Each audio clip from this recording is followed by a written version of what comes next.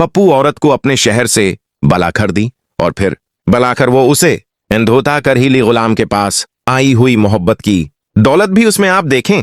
मैं संदरी को लेने के लिए जा रहा हूं, दुआ कीजिएगा निकाम है। व्यूअर्स, ड्रामा सीरीज और बादशाह संदरी की नेक्स्ट एपिसोड में आप देखें जहांदाद अपने बंदूक सर पर रखकर बादशाह से कहता है, बस बहुत हो गया ये ड्रामा। अब अगर तुमने कुर्बान अली से माफी ना मांगी और मर्ग से शादी न की तो मैं अपनी जान दे दूंगा। वैसे भी कुर्बान अली हम दोनों को मार डालेगा। बादशाह मजबूर हो जाता है, कहता है मैं मर्ग से शादी करूंगा, लेकिन यह शादी सिर्फ दिखावा होगी, बाद में तुम खुद मेरी शादी संदरी से करवा गए।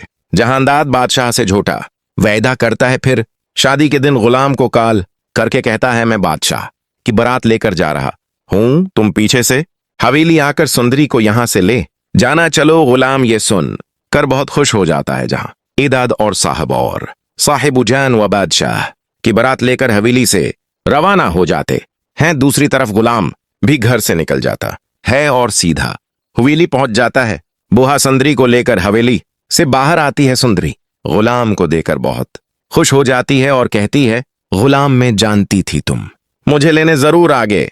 गुलाम सुंदरी को लेकर फौरन वहां से निकल जाता है और सीधा अपने घर पहुंच जाता है और हलाजू सुंदरी से कहता है कि मैं आज रात ही ये शहर छोड़ना होगा बादशाह, किसी भी वक्त यहां आ सकता है। उसने शादी तो कर लिया है मगर वो हमारा पीछा इतनी आसानी से नहीं छोड़ेगा। दूसरी तरह बादशाह भी बेवकूफ को रक्सत करके हवेली ले आता है, मगर उसका जहन सिर्फ सुंदरी में लगा होता है। वो सुंदरी को देखने के लिए खर्शत के कमरे में पहुंच जाता है, मगर सुंदरी वहां नहीं होती। वो सवाल करता है कि सुंदरी कहां है। जहांदाद कहता है तुमने उसकी फिक्र मात करो, वो इसी हवेली में है। बादशाह उसके कोई बात नहीं सुनता और सीधा उसे ढूंढने निकल पड़ता है। वो हर तरह से उन्हें तलाश करने लगता है और गुलाम की लोकेशन ट्रेस करवाता है। तब उसे पता चलता है कि गुलाम और सुंदरी स्टेशन के लिए निकल चुके हैं। वो फौरन वहां जाता है। गुलाम सुंदरी हल्लाजों को लेकर स्टेशन जा रहा होता है। इस वक्त बादशाह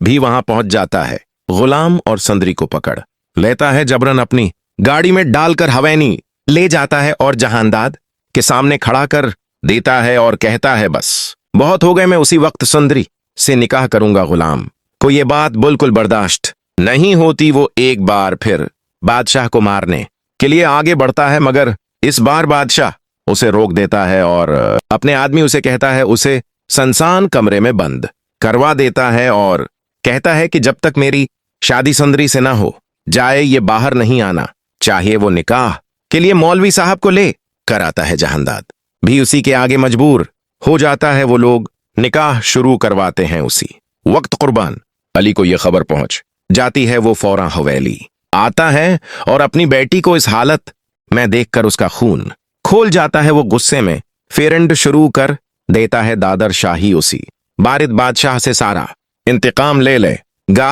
और फिर बेटे को खोने के बाद जहांदाद और साहब जान को अपने सारे जालिमों की सजा मिलेगी।